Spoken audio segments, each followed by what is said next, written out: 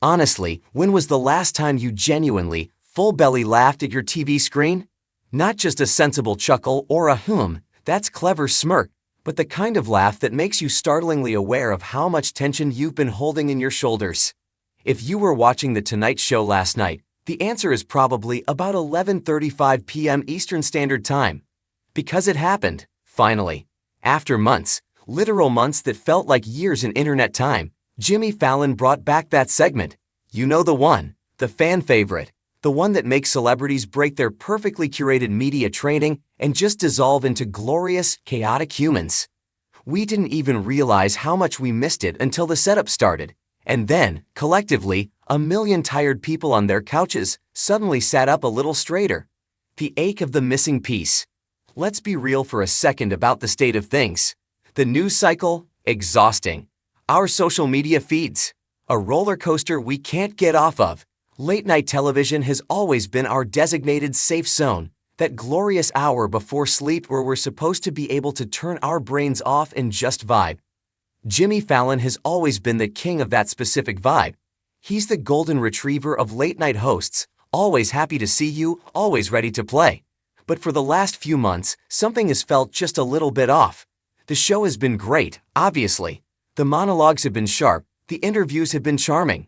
But it was like eating a perfectly good sundae without the cherry on top. You can still enjoy it, but you know what's missing. We missed the chaos. We missed the unscripted, off-the-rails energy that only comes from his best segments. The ones that feel less like a polished television production and more like a basement hangout at 2 a.m. with your funniest friends. We missed seeing A-list Oscar winners look genuinely terrified because they have to smash an egg on their head or sing a Taylor Swift song in the style of death metal. That absence left a surprisingly large hole in our nightly routine. The moment it clicked. Then came last night. There's a specific look Jimmy gets when he knows he's got the goods. It's that mischievous glint in his eye, barely containing his own excitement because he's just as much of a fan as we are. He didn't make a huge, somber announcement. He didn't need to. As soon as the music cue hit, or maybe it was the specific props being wheeled out by a stagehand trying not to sprint, the audience knew. The sound in that studio wasn't just applause. It was relief. It was a visceral roar of, "Oh, thank goodness." Watching it unfold felt like slipping into your favorite worn-in hoodie fresh out of the dryer. It was comforting, familiar, and exactly what the doctor ordered.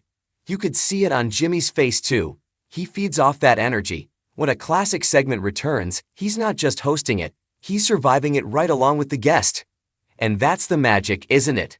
For 8 minutes, nobody was thinking about their emails for tomorrow morning. Nobody was worried about the headlines.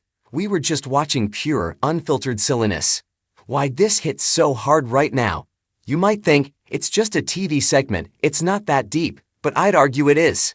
In a world that demands we take everything incredibly seriously all the time, unabashed silliness is practically a radical act of self-care. We need to see grown adults play ridiculous games. We need to see moments of genuine human connection that aren't scripted by a PR team. When Jimmy brings back a beloved segment after a long hiatus, it's a signal that things are okay. It's a return to normalcy. It anchors us.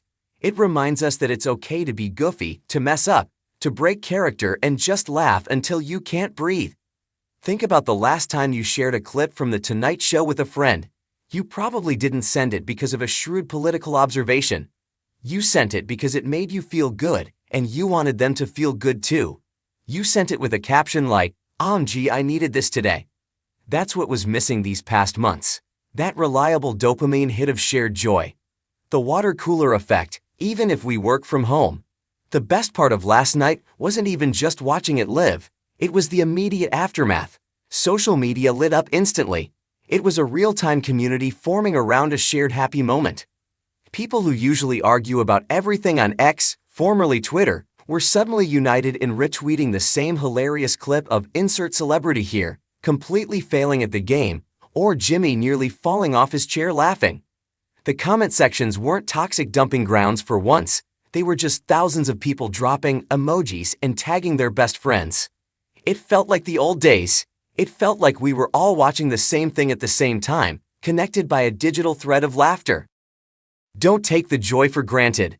If this hiatus taught us anything, It's not to take the silly stuff for granted. We often dismiss light entertainment as fluff, but fluff is soft. Fluff is comfortable. Fluff cushions the blow when the real world feels a little too sharp. Jimmy Fallon bringing back this fan-favorite segment is more than just a programming decision. It's a gift to his audience.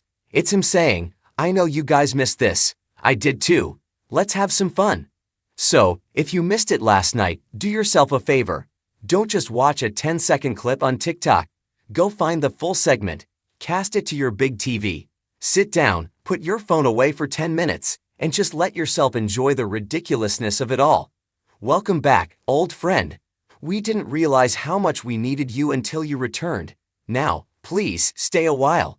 We could all use the laughs. What's next?